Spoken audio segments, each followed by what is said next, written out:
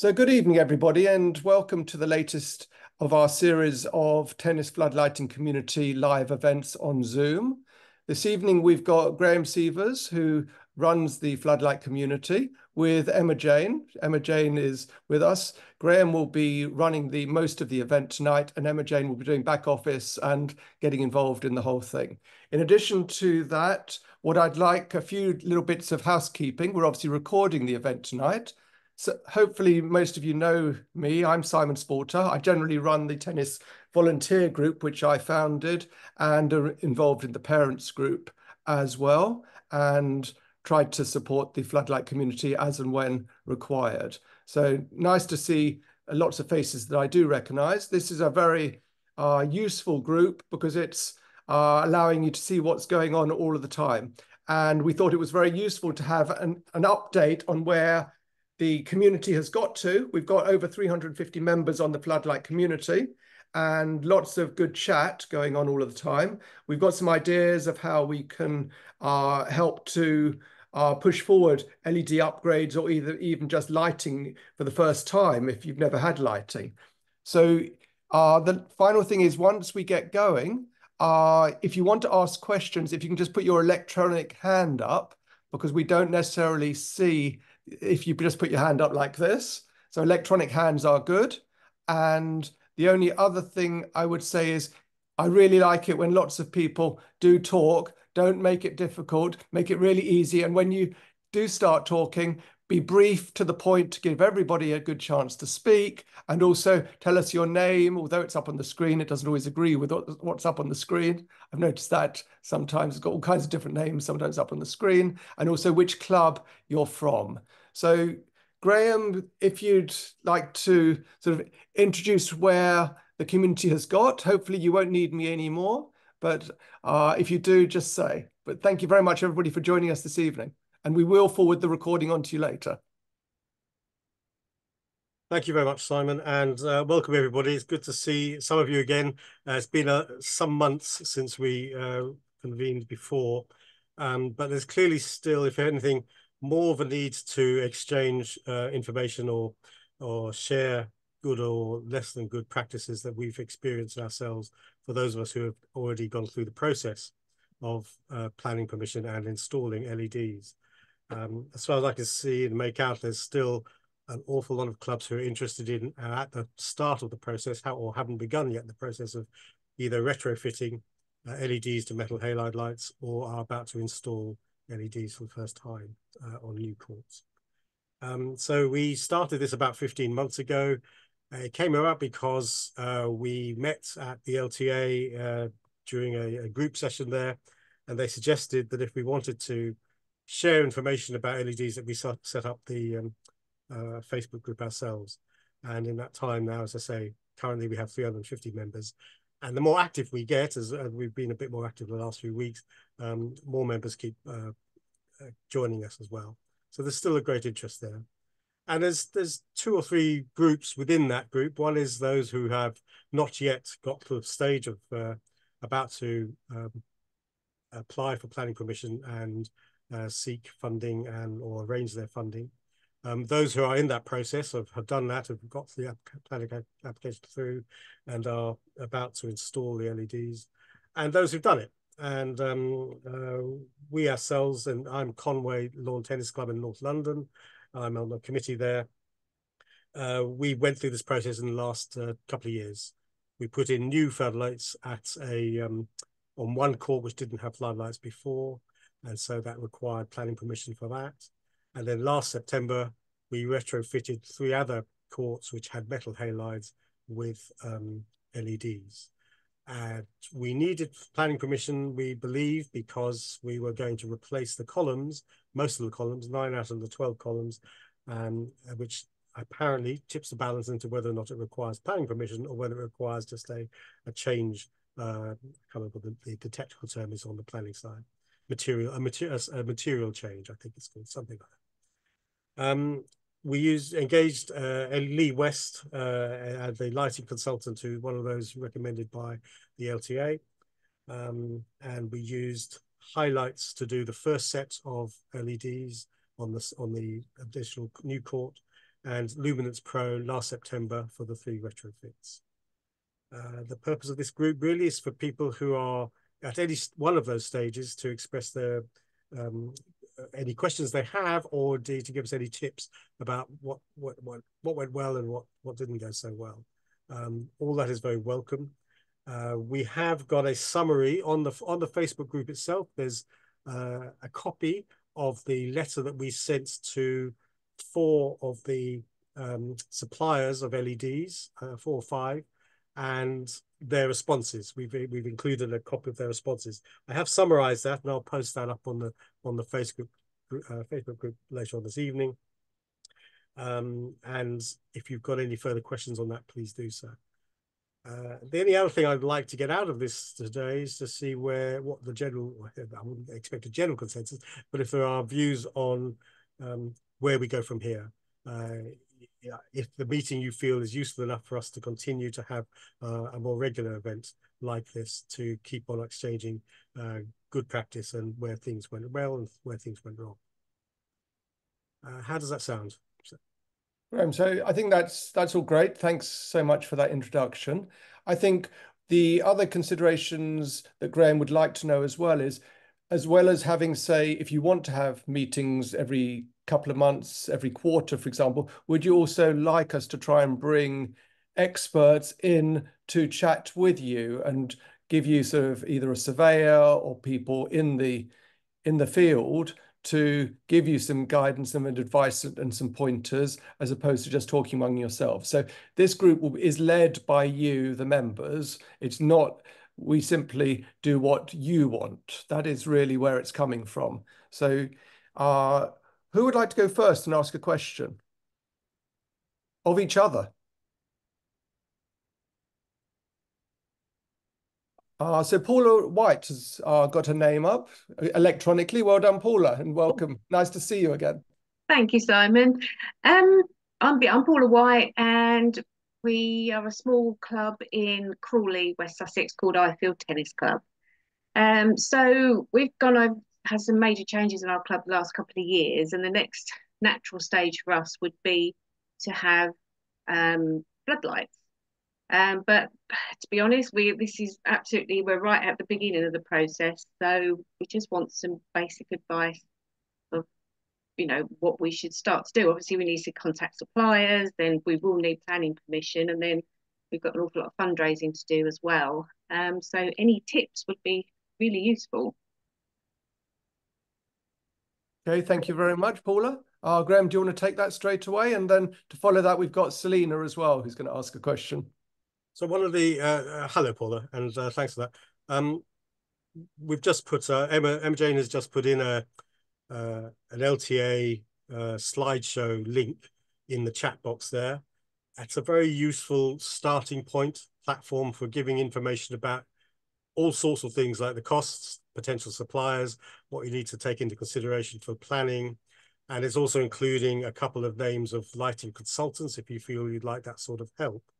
And there's also a list of potential funding sources if you need to try and see if you can gain some funding sources. So we were very fortunate last year, applied for the neighborhood fund, which is part of the contribution that people who are building and developers in a particular borough have to make a contribution to a levy.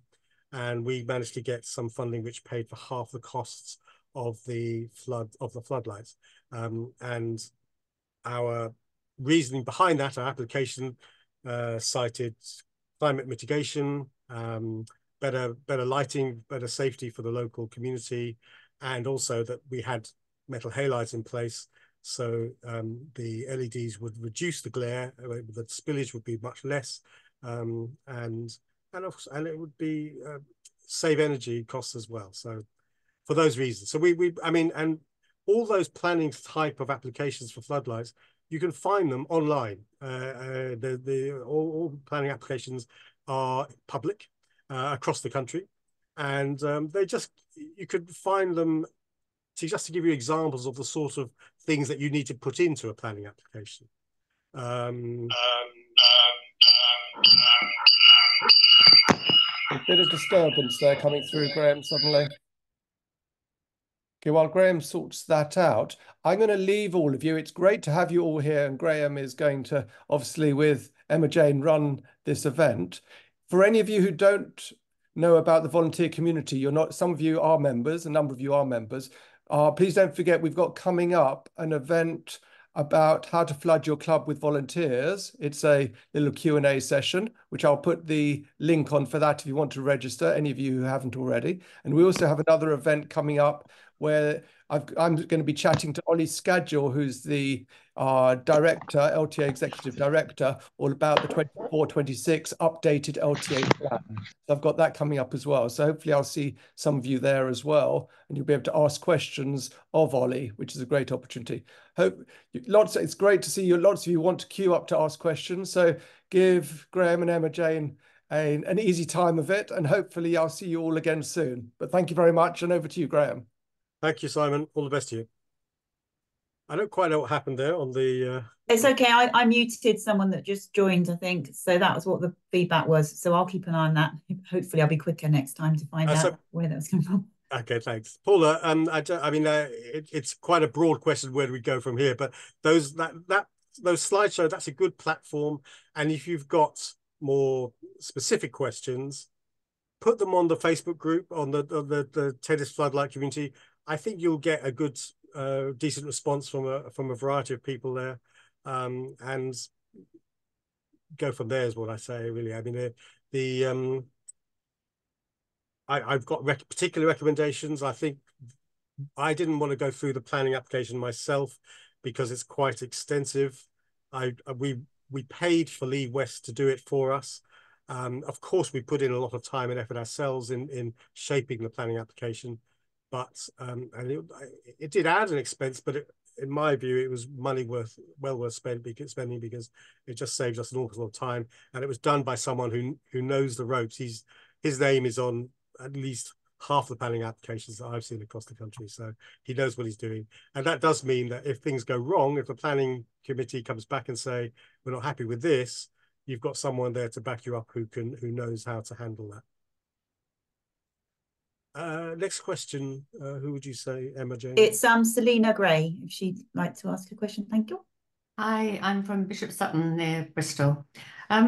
We've got some metal halide lamps that have had some bulbs replaced recently, so they'll probably last for another 5-6 years.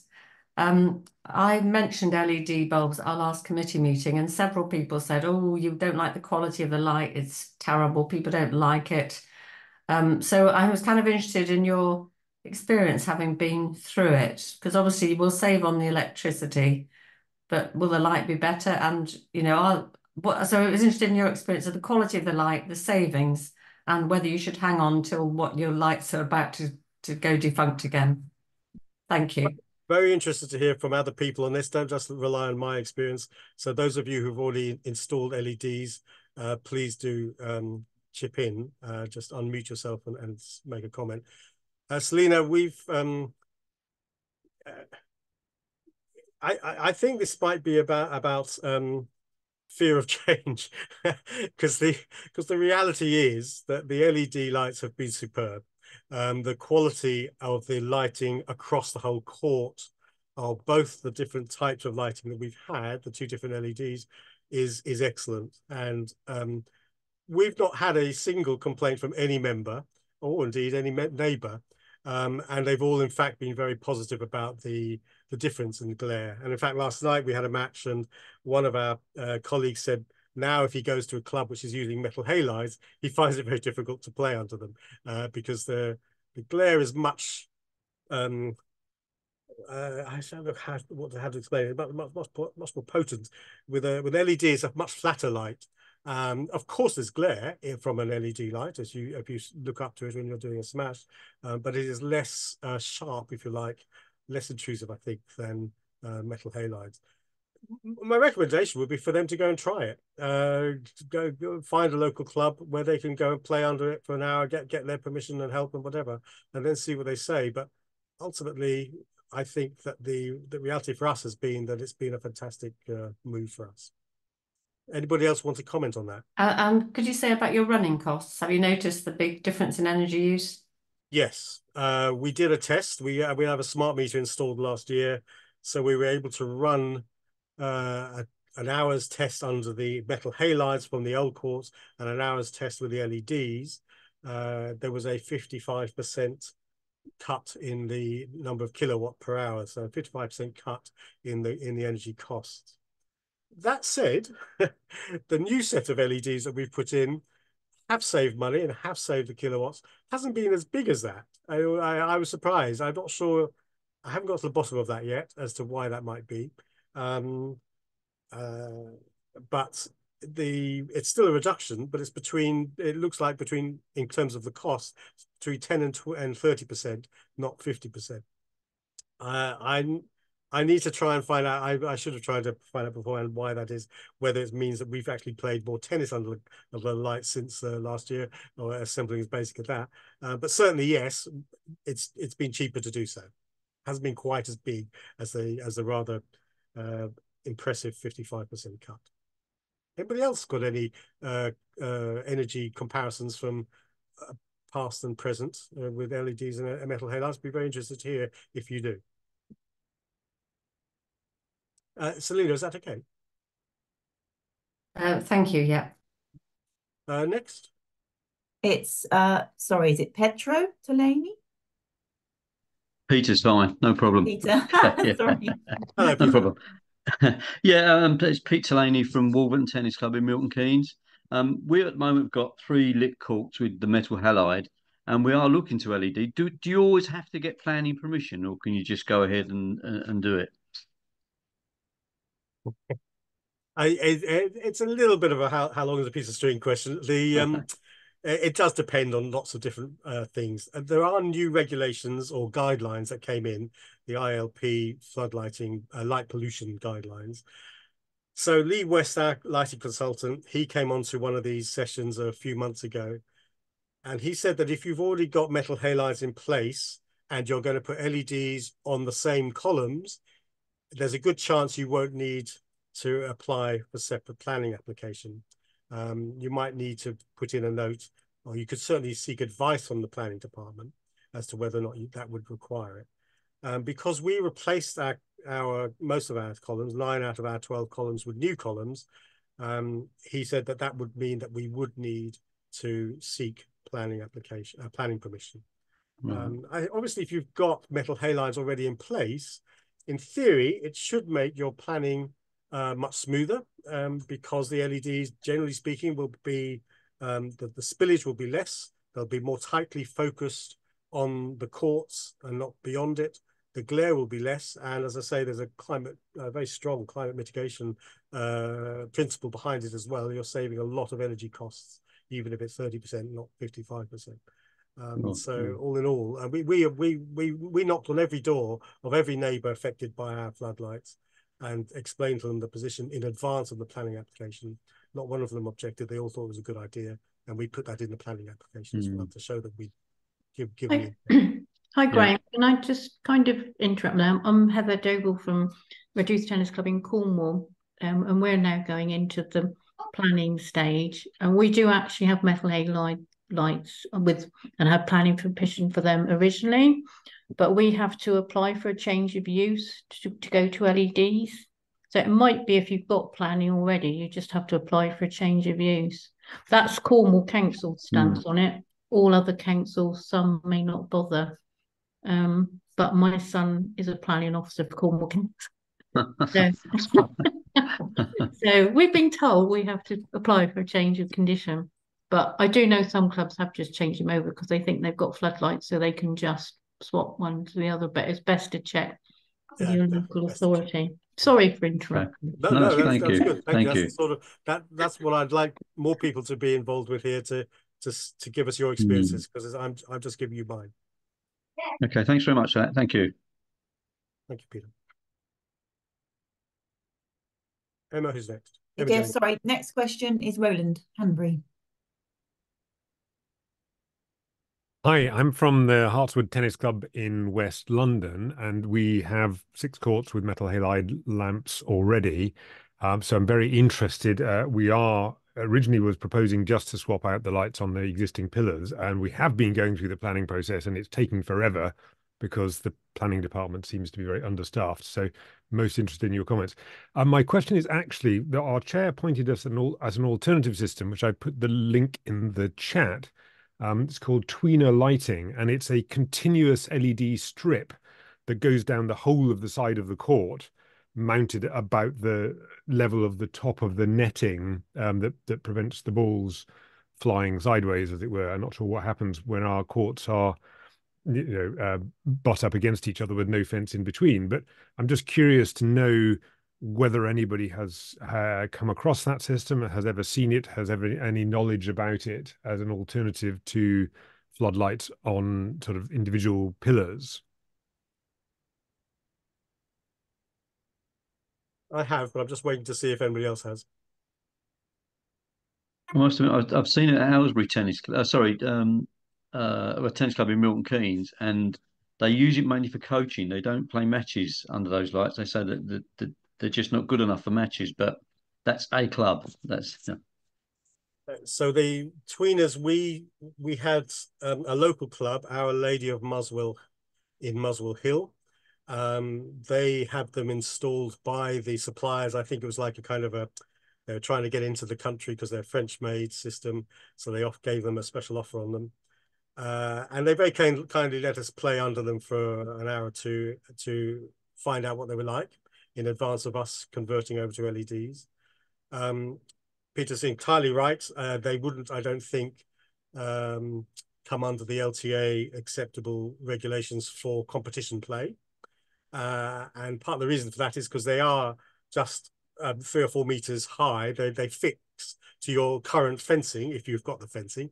If you haven't, I think they've got means and ways of trying to make do without that. So therefore, they're not as high as a 6 meter or 7 meter or 8 meter columns. So the ball will disappear sooner in the air than if they're higher columns. I personally, we've had 4 people play on them. I thought they were okay, but obviously the fact that they wouldn't be for competition standard was a problem. They're certainly good enough for coaching and social. The other 3 people I played with didn't like them. They thought that they were too glary at almost eye level, and it's a continual strip of light around at eye level. In theory, the fact that they're only 3 meters off the ground or 4 meters off the ground on the fencing should make them cheaper, and they do say that it's cheaper to install.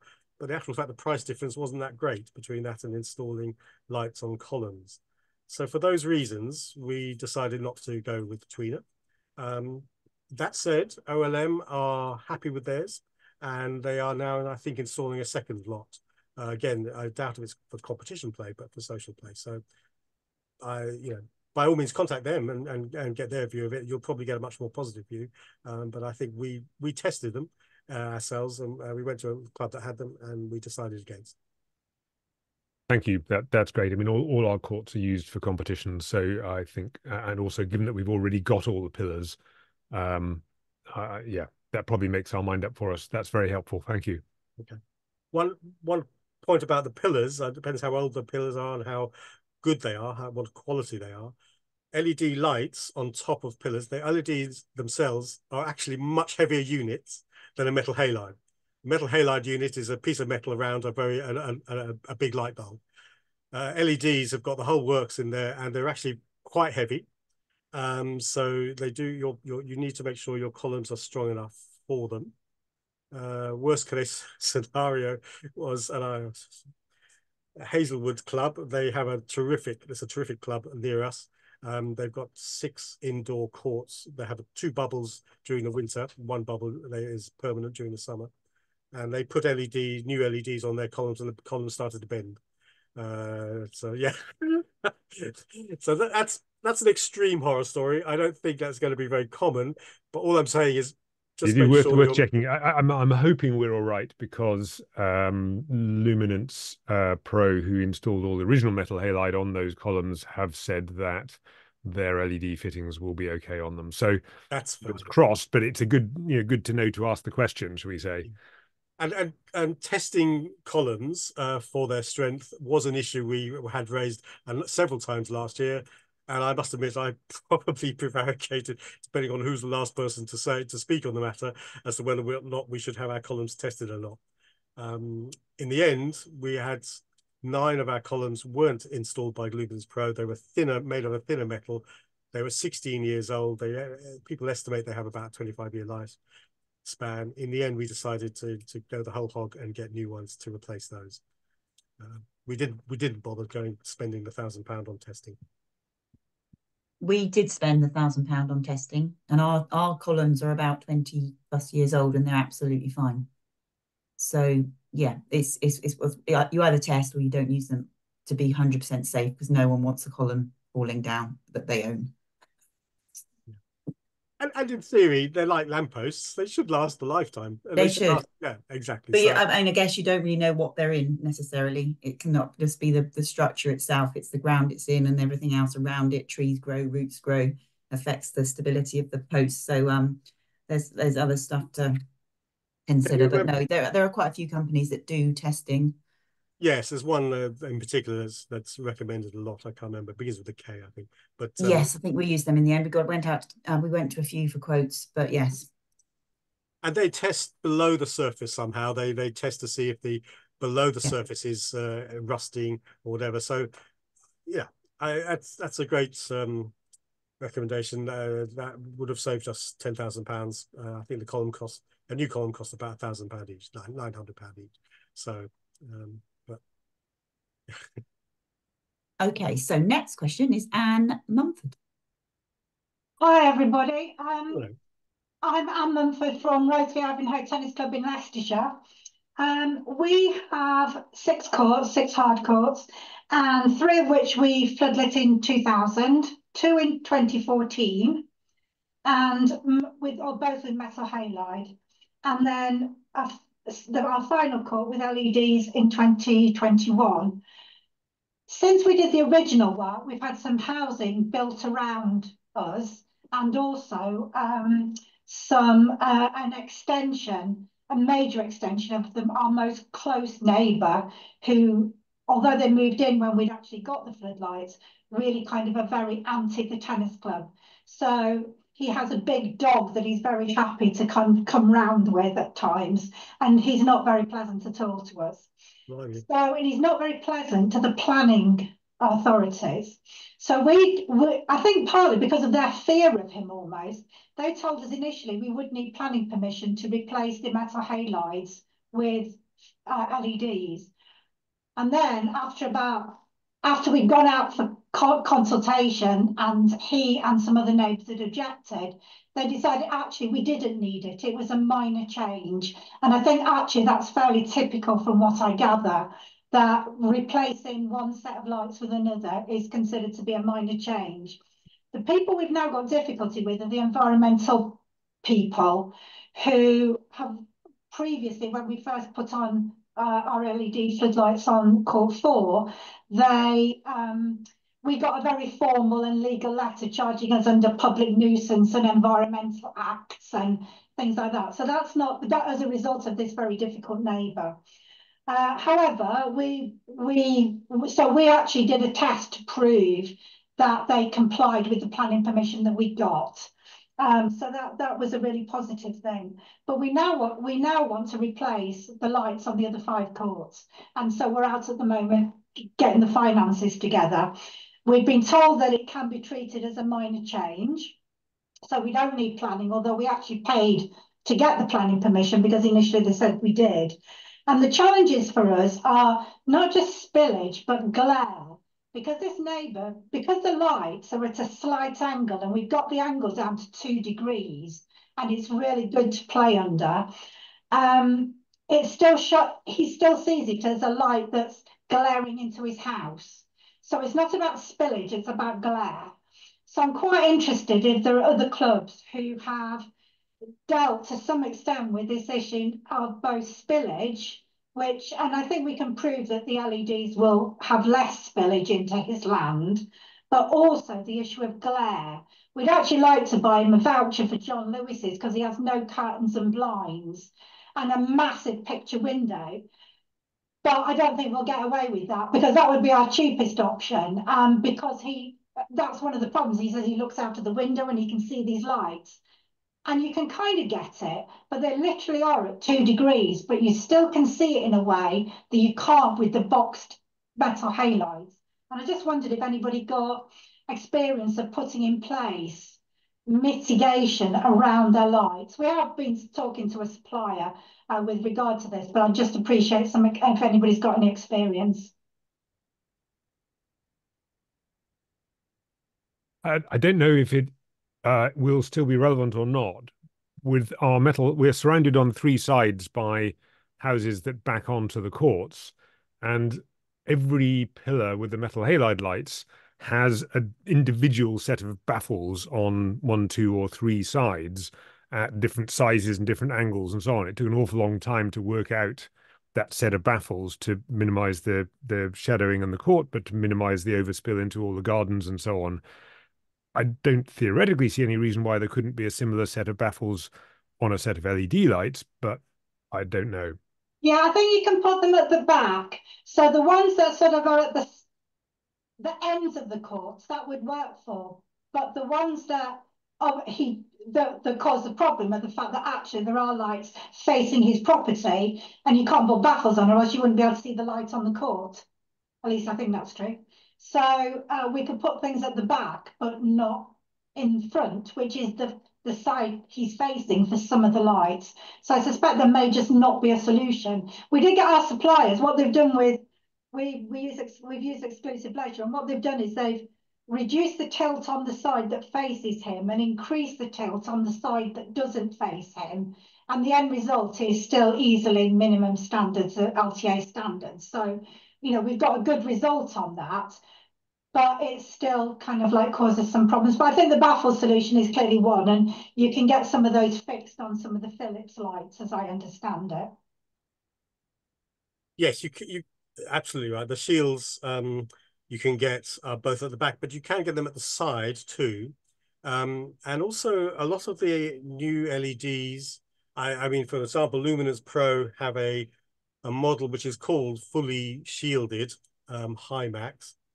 And the ones we used on the other court by Highlights that were Philips, they have internal louvres to the lights, which again focuses the light more exactly where it's required on the court and reduces the glare. Yeah.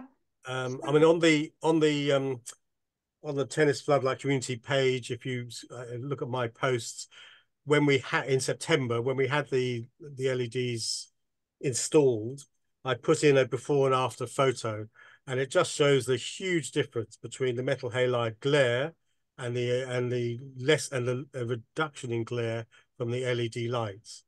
Now, it's not very pleasant to have to deal with somebody who has got a bee in their bonnet about it and is generally unpleasant and nasty, and they will always be that way. There's probably no way of winning them over, but it is odd that they are complaining and they don't have any curtains on their windows. That is often cited within a planning permission, as people say, any curtains will reduce any chance of glare. So it's odd that, I think if you're planning, if you make the application, whether it's a planning application or a minor material change, as common sense as possible, then it sounds like you've already won the day once. And I think we've won. I think we've won the planning one. It's the environment people. So I've had a conversation because he's not been very nice to the planning and the environment people either. So I've worked on getting them on board, and what I've agreed is that we will document all of the mitigation things that we put in place. I mean, we did talk with Lee West, although we've not gone ahead with anything because we don't need to comply with the new regulations because they are replacements.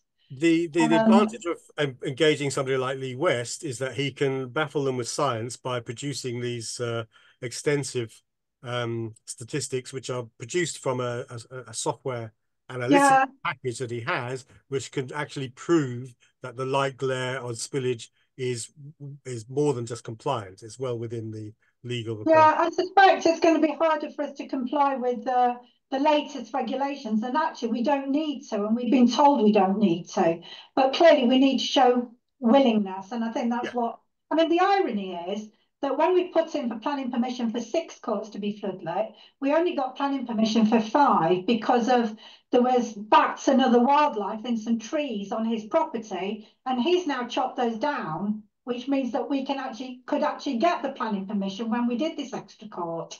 So I think it's all swinging in your favour, to be honest, from what you're saying. I think. I know, but anyway, so I'm here just for like sort of therapy, really. Okay. But thanks very much. But if anybody does have any other information about baffles and shielding or experience of looking at glare, more than spillage, actually, I'd be really interested. So if anybody's got any more stuff they can post, that'd be great. Thank you very much for listening to me. Thank you, Anne. Okay, Tim Gray. Hi, thank you. Hello, everyone. We're a club based in St Albans, Townsend Tennis Club. My name's Tim Gray. We've got 8 courts. We've got 5 with existing floodlights that we're looking to upgrade to LEDs. We're just sort of starting out. We probably will look at planning permission or look into that. Obviously, it's quite a big spend for 5 courts, so we just want to make sure that everything's covered and we don't end up taking them down again, which would be a bad outcome. But yeah, I've got a couple of questions. One is around the use of Club Spark. So currently, we have people putting tokens up in boxes for the floodlights, which is pretty time consuming. So as part of the upgrade, we're looking to link it in with Club Spark, and I've looked into it a bit, and I think Club Spark outsourced the actual infrastructure side of things, like the router to CIA, fire and security. And then obviously we've got whoever installs the floodlights involved as well. And then we've got Club Spark, and that immediately just raises a bit of a concern that if anything went wrong, who's responsible or who's going to help us resolve it. But I guess the question for this really is, has anyone else done a similar thing, and is it as straightforward as it sounds? It's going to be pretty straightforward. And then a follow-up question was, we're quite fortunate. We've got a reasonable bank balance. Is it worth looking into funding, getting additional funding from anyone? Has anyone had any successes in that respect? Thank you. I can answer your question about Club Spark. We at my club, we've actually used Club Spark for the floodlights. The actual setting up takes some doing. Okay, let me warn you now. Lots of sleepless nights you'll have with that one, because obviously you've got winter time, you've got different hours when you don't want lights and you do want lights. And also, if you've got things like Club Day where you give the lights free, then somehow or other you've got to make sure those lights go on. You can't do it electronically at all. So what we've done is we've kept our meters, and on Club Day we give the club members tokens, and they can use the tokens, which then allows them to have the lights free of charge. And the company CIA that they were using, really good company. The installation incredibly quicker than I ever thought it would do. I think 2 days they've done the whole lot. And we had 2 gates, 2 safety gates, 2 gates put in. The new gates are put in for you, and all the equipment you need for that, perfect. They really good. They're quite good at answering questions when they get it wrong. This is not Club Spark, by the way. This is CIA. Okay. Yeah. Club Spark, not absolutely sure that they're okay. That's all I would say about it. But I think they've been baffled by it all, because it's something that's been introduced that they had no real input to, and they're having to deal with it. And I'm pretty sure that's where the problems are. Although the LTA IT systems really, after yesterday's turnaround with the Wimbledon tickets, I think we can turn around and say they haven't really got an IT system. But there you go. That's another question. But it does work.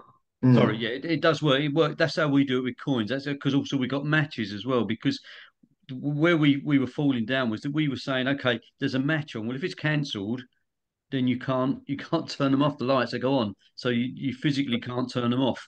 Although you can get, and I can't remember what it's called, but you can actually override them by cancelling the call. So you have to know that. It's like I look after the call, so I have to know what's going on. And if they don't tell me, then the lights stay on like for 2 hours, and there's nobody there. So it's not great. It isn't a great system, but it can work. It can work. Yeah. Yeah, that's really good. That's really good feedback, because just if anyone else is interested, what we're looking to do, we currently use Club Spark for the court bookings, and And it's interesting because it's not currently limited, so we have random people booking our courts as well, but we let them get away with it most of the time. Yeah, so what we want to do is when people book the courts, the LEDs automatically come on. When they finish, they automatically come off. And as you quite correctly said, we'll need some sort of override in there as well.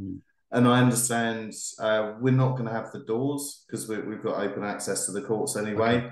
But we were looking at putting in a router and also a SIM card.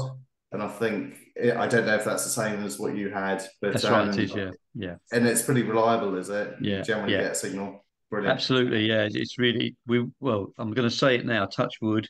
We haven't had a problem with it up to now anyway. But yeah, because that side of it works really well. It really does. We do pay and play, you see. So members of the public can book the courts, and it works perfectly. The only problem we had, of course, is that they can't read the number 4 and 5. They always go to court 1, 2, and 3. Put the code into that, then they can't get in because they should be 4 and 5. But we've got about a 4-foot notice now saying courts 4 and 5. So hopefully, but that was the only problem we've ever had with it, really. To be honest, that's about it, really. It works really well. I think it's a really good system. It's just a shame that that you can't actually go in and override it. Sort of say, there's no match tonight. Press a button and it switches them off. Like you have to physically go in and cancel the matches. Like I mean, we're fortunate. Yeah, we've got a number of people who have access, so they can cancel bookings. But I hope your members appreciate the job you do. You don't have to answer that. Thank you. Cheers. Best of luck anyway. Okay. On the funding side, Tim, I mean, we were fortunate enough to be able to afford to do it on our own financial platform that we'd had. But we had the opportunity to apply for funding, we did. And so getting it and paying for half the cost of it has given us some freedom to look at other potential capital expenditure projects, such as we want to resurface one of the courts perhaps with artificial clay. So it's given us a bit more freedom to do it that way. So yeah. Did it take a long time to apply for? No. The local borough one, the neighbourhood fund, I mean, it takes effort. You have to put in an effort to make the application sound and decent and everything. But no, it didn't take that long. Okay. Yeah, and there is on the link that's included in the chat page. There's the slideshow which gives some indication of where your funding options may be. And I'm not sure if Sophie is with us from the LTA. Emma Jane, I don't see her name. No. We were going to have somebody from the LTA join us who is responsible for funding. Might have given some more information, but Graham, hi. My name's Karen Shepley, so I'm not Sophie, but I work in the Quick Access Loan team. Right. So I can possibly add a little bit to that if that helps. Yeah. So hi guys. I'll keep my camera off just because I'm on my phone and I've just got out of my car, so apologies. Yeah, so basically the LTA has a quick access loan framework, and in floodlighting specifically, you can apply for a loan of maximum and minimum of £25,000 with a repayment period of 3 years. So that's the, as I say, we have a quick access loan framework which covers courts and indoor courts and paddle and things like that, but from a floodlighting perspective, it is 25,000 maximum and minimum. Okay, and it is a loan. It's got to be repaid. Yeah. Yeah. So yeah, it's a loan. So it's a set 3-year framework, but absolutely more than happy to set up a separate call, or I can certainly share my email address. And take any questions, and if there's anything specific you wanted to go through, more than happy to. Thank you. Thank you. Right, okay. Andrew Humphreys. I'm coming off mute. Hi there, I'm Andy Humphreys. I'm from East Grinstead in West Sussex, East Grinstead Tennis Club. We have 4 courts that are currently floodlit with halide floodlights. We could put a maximum of 6 courts in with potentially LED. A couple of questions. One is our current floodlights, I think poles are about 5 meters high, and we've had a suggestion that they need to come down to make in height to make LED more effective. And also we're right in the middle of the town centre with adjoining properties on two sides. So I'm just wondering if anybody's got any experience around planning permission for increasing use of floodlights whilst changing the use to LED, if that makes sense. Silence. I think this is probably above my pay grade. You need technical expertise on the best column height for your particular location. As a 6.7 meters, and I think others are much higher than that, 8 meters. Okay. I've not seen 5-meter ones, but today's technology, you may have LED technology which can still provide competition level lighting at 5 meters. So there's no restriction on height for LED then, as far as you know? I don't know. Okay. All right. But I know typically most tennis clubs I've been to have either got the 6.7 meter, 7-meter high, or the 8-meter high. Those are the typical ones. Okay. Hi, Andrew. We're just in the process of getting quotes for our lights, and we've got 8-meter columns, and there wasn't any issues with all 3 companies that we went to saying they couldn't provide sufficient light for the courts with 8-meter columns. Yeah, I think part of the issue is we've got flats on two sides of our courts, and in terms of the planning, we're almost thinking, well, if we reduce the glare that's currently coming out from these halide lights, we might be able to increase our floodlit courts from 4 to 6. So again, I've been listening intently. Do the LED lights create less glare than the halide lights? Absolutely. Again, and look at the photo I produced, but also Luminance Pro have got it on their website showing you the before and after between metal halide and LED. It does make a significant difference. There's much less glare from LED. It's much flatter light. It's much more focused on the court itself and not so far. It doesn't spill out as much. Okay. All right.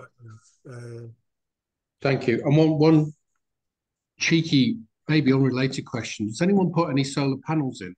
And any experience of funding for those?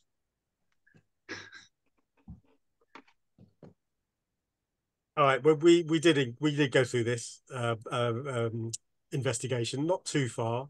The problem for us to use solar panels so that it would power the LEDs is the LEDs use so much power, we need to buy these special storage batteries that go with the solar panels. Right. Okay. So that does up the rate of the return on investment considerably, because I think off the top of my head, I can't remember, but they were, I think, £10,000 each, the batteries. And I think the idea is we'd need 2 of them. So indeed, to the 20 or 30 grand or whatever, or 15 or 20 grand, whatever it was, for the solar panels themselves, it extended the return on investment considerably, because the amount of power they needed, we'd need to store it in these batteries. But thank you. Any solar power company will give you that. Any decent one will give you that. Thank you. That's very useful. Yes, I mean, stick it up on the tennis volunteer community group. There's bound to be people who have gone through the process and both accepted it and or rejected that. Okay, thank you very much. Thank you. Okay, James Carter. Thank you, Emma. James. Hi, thanks very much. So James Carter from Pithouse Club in Wiltshire.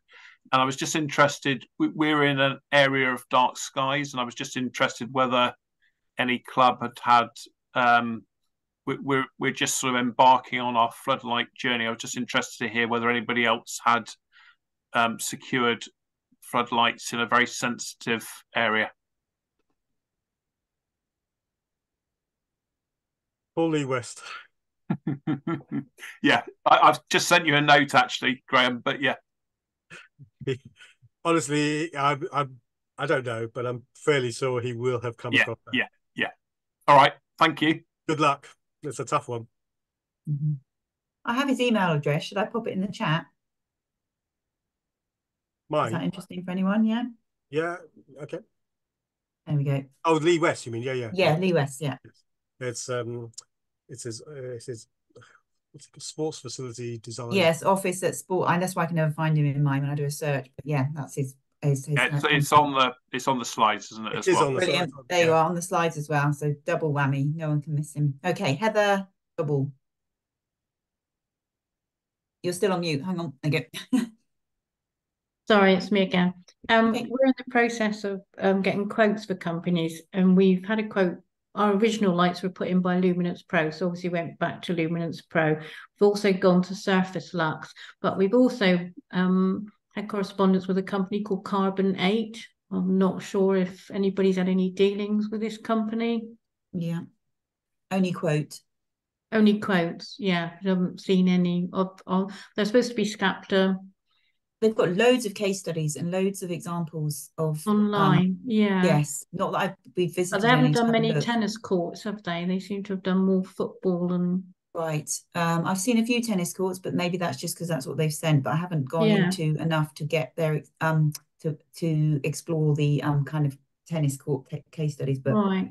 Okay. Because I was interested with Graham saying they used highlights to do your first course and Luminance Pro to do your other course. Why were you not happy with highlights, or are you just... No, completely happy with them, and would recommend them certainly.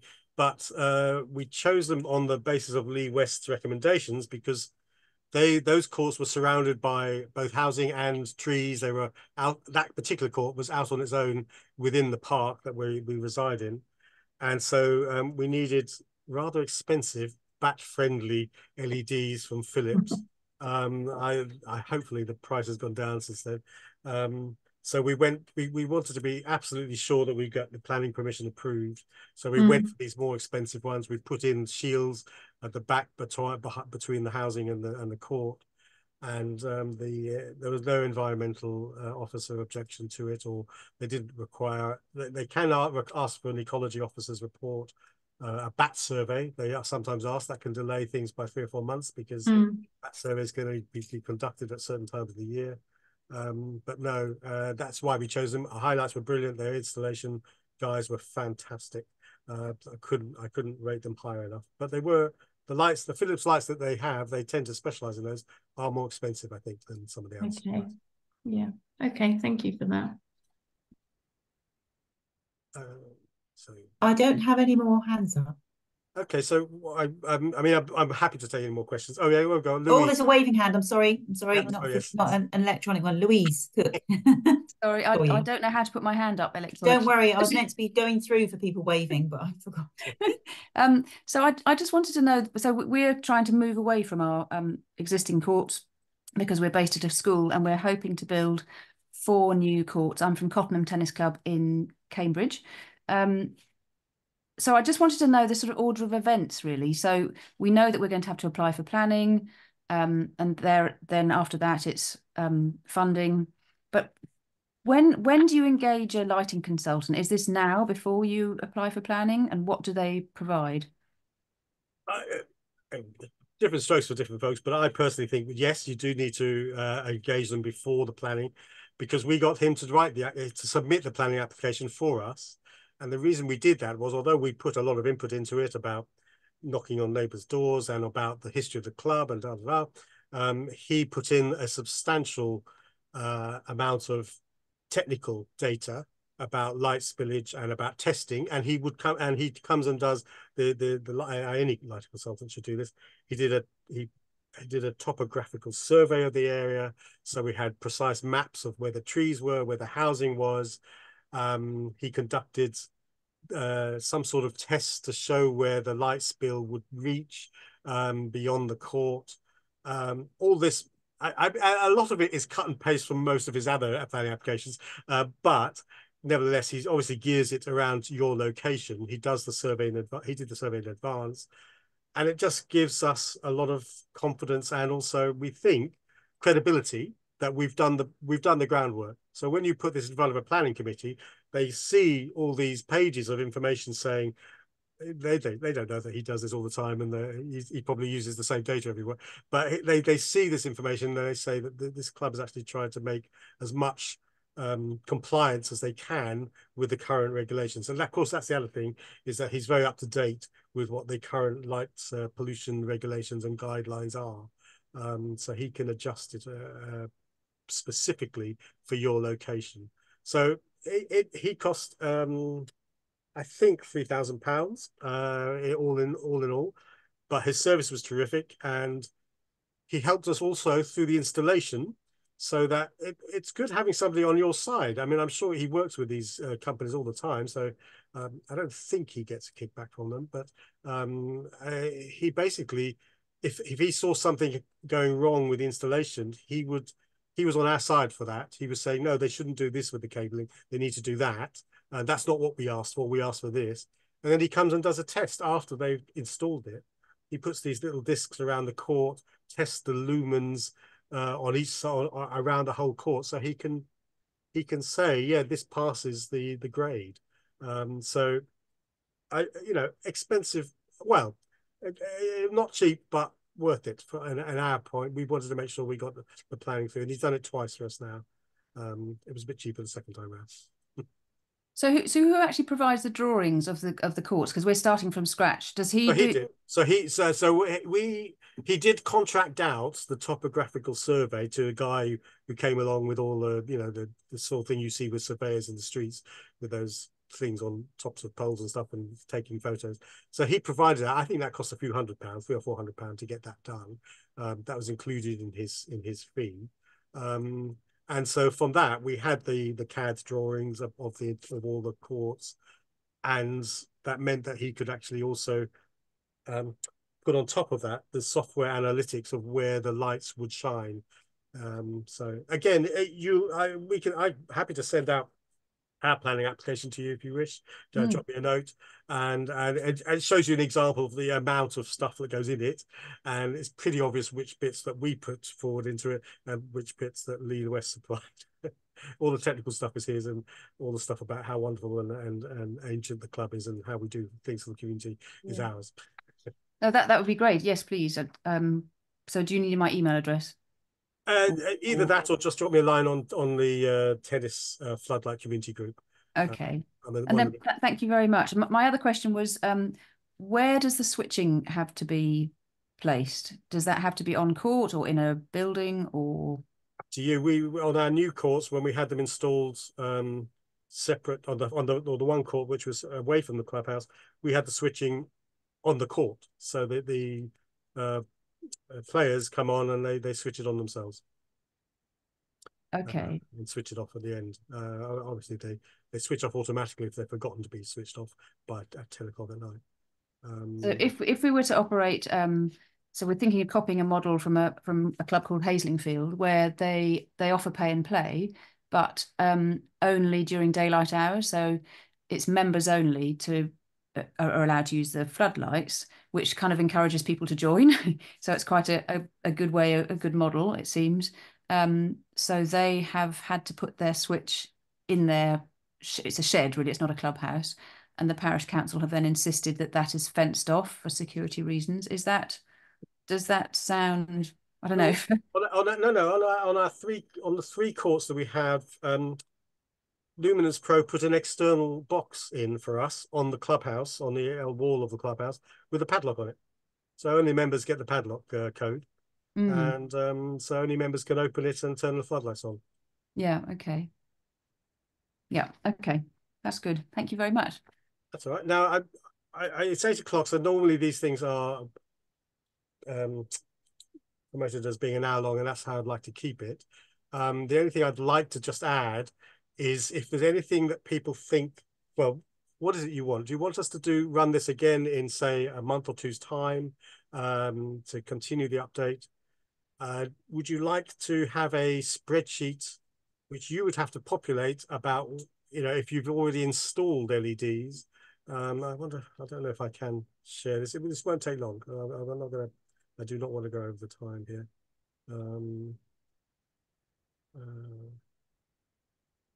No, I'm not sure I can do this in time. Let me just share screen. So I just, as an example, I don't know if this interests you, if you think this is worth doing. I'm happy. I'm not precious about it. Happy for you to say no.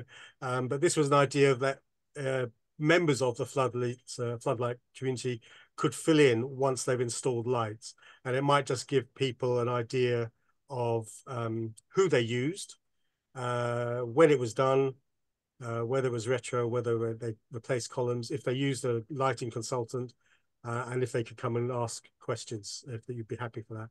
And also if there's any comments about what didn't go well and what went well. So can you all see that, by the way? Yeah.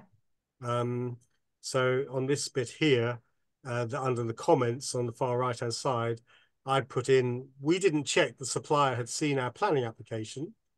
This was a mistake, because in the application we said we would add shields to several lights by neighbours' gardens. But that detail wasn't transferred to the supplier's spec, and so they didn't bring them along for the installation. In the end, it didn't matter because we've had their complaints and the neighbours seemed happy with it. But that's a tip about where we went wrong with that. We didn't make sure that the supplier had seen the application. Lee West put the application in. I don't think we sent the application to the supplier. Well, maybe Lee West should have done, but anyhow. And so a second tip I had was, if you got the supplier to paint the columns, whether they're new or old, ask them for a spare can of spray paint, because one of ours got scratched straight away. So anyhow, I don't know if you think that that spreadsheet is of value to you, or whether you'd rather just meet again in a month or two's time. Any comments? There's a few in the chat coming through saying, yes, the spreadsheet looks very useful, happy to contribute. And Okay. another session in a couple of months would be good. People are at all different stages, so some people might have a lot more questions in a couple of months. Yeah, we can put it up there, and if people populate it, great. I'm not going to do that. I'm just here really to help facilitate this. I'm not really wanting or wishing to be an information resource. I want it just to be your resource, if you like, for the Floodlight community page to populate that. So yeah, happy to do that. Would you like to meet, or would you like us to hold this again in what, 1 month, 2 months? Probably 2. 2 months. Okay.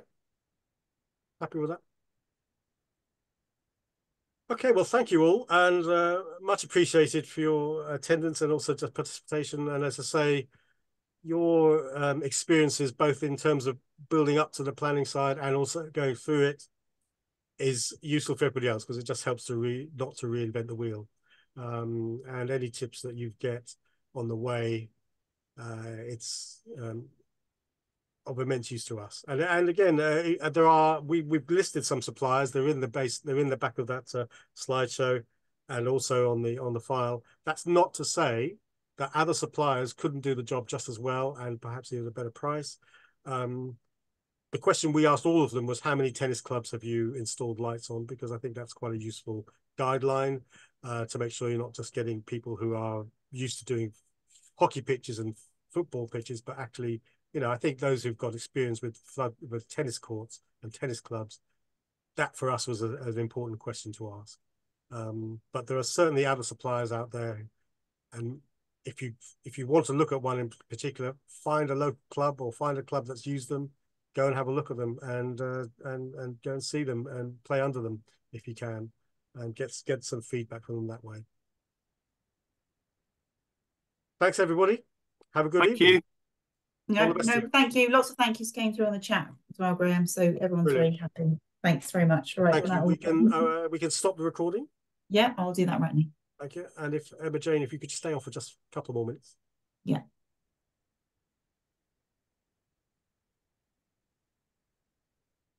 Great.